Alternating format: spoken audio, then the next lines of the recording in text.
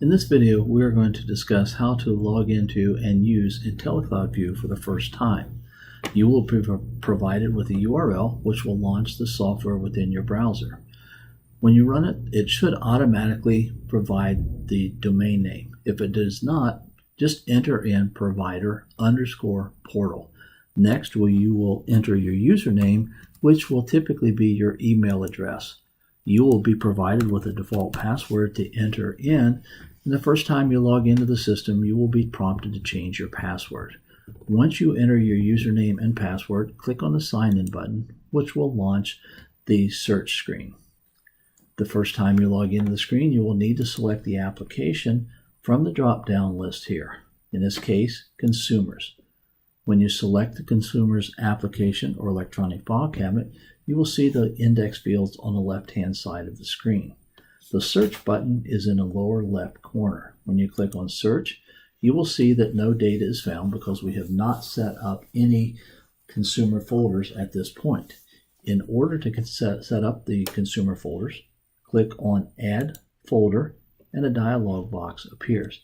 Here we will enter a consumer name and last name first, in this case Coleman, then their first name, Scott, middle initial, let's say it's A, and the date of birth, we will say 03/21/1987. Click on Save and click on the X to close the dialog window. Now when you click on the search button, you will see that Scott Coleman's record has been entered into the system. Just repeat that process for all the additional consumers you would like to add to the system. In order to add content to Scott Coleman's folder, you select anywhere on the line here, and it brings up the portfolio view window. In this case, you can see that we have multiple subfolders or manila folders in the system. They are highlighted in orange, indicating that there are no documents in the subfolders. We will select the subfolder we want to add content to till it is highlighted, and then we will select on the plus content button on the left or the right top. This opens up a dialog window that allows us to search on our computer to find the documents that we want to bring in. In this case, we will grab this generic medical form, click on Open, and it brings it into the screen here. Next, we will add our document attributes or descriptors.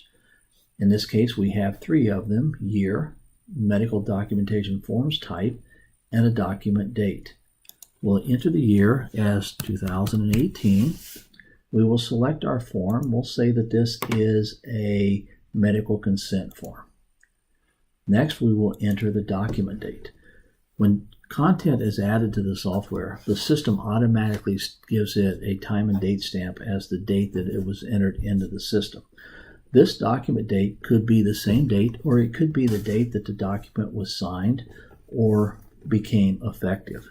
Let's say that this is 04/21/2018. At this point, we now have the document that we're bringing into the system. We have the content associated with it, or attributes.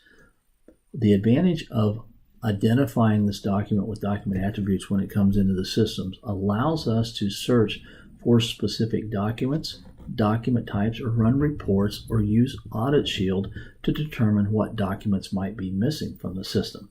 So with this criteria, I could do a search and say, show me all the medical consent forms for the year 2018, and get a results list or a report of the consumers who have those documents.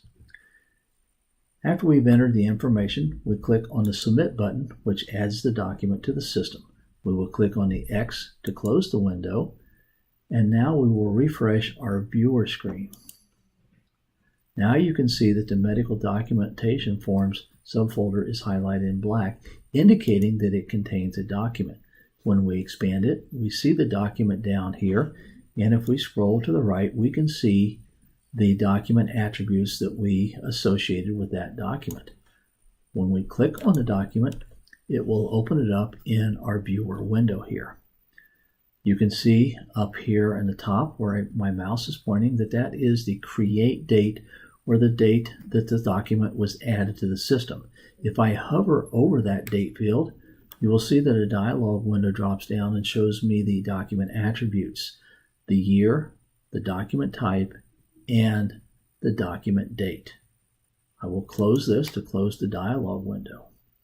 From here, if you need to change the document attributes, let's say we made a mistake in the information we entered in the attributes, you can click on this blue icon that says Menu. When you expand it, you see that it says Attributes down here. I click on Attributes.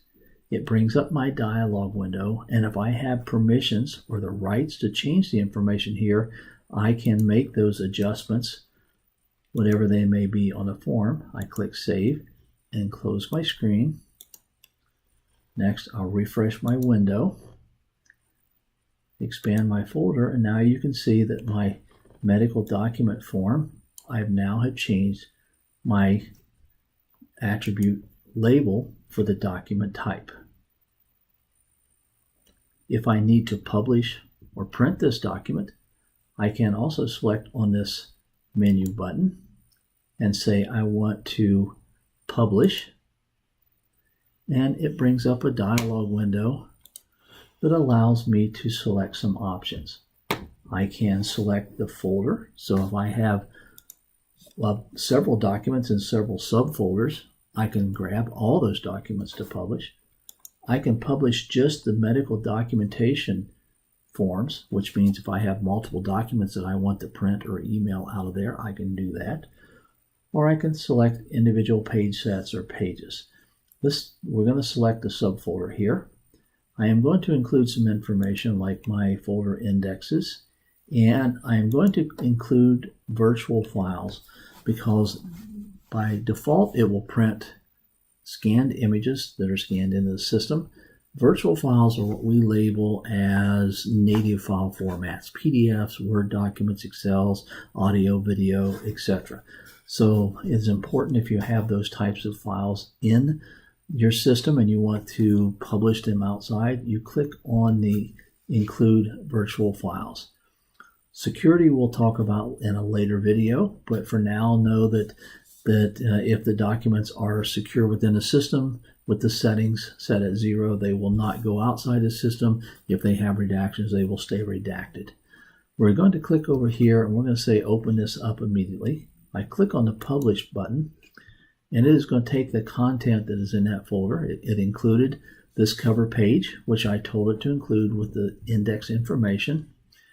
And if I scroll down, you can see close.